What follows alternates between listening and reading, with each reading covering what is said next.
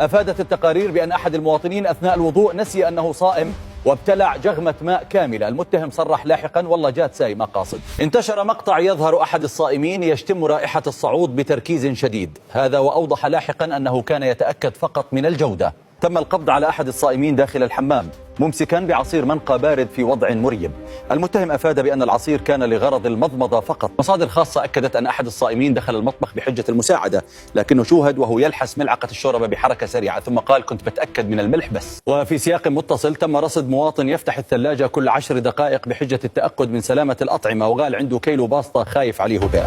تم ضبط مواطن ماسك كوب ليمون بارد قبل الأذان بدقيقتين رافعا يده في وضع الاستعداد وصرح قائلا احتياطي أمني. وفي عملية وأصفر بالخطيرة تم ضبط مواطن داخل المخزن وهو يفتح كرتونة بسكويت بعناية مدعيا أنه كان يحصل محتويات لأغراض إحصائية. وفي ختام نشرتنا نهيب المواطنين الالتزام بالصيام بعيدا عن الأماكن المشبوهة خاصة الحمامات المجهزة بعصائر باردة. والسلام عليكم ورحمة الله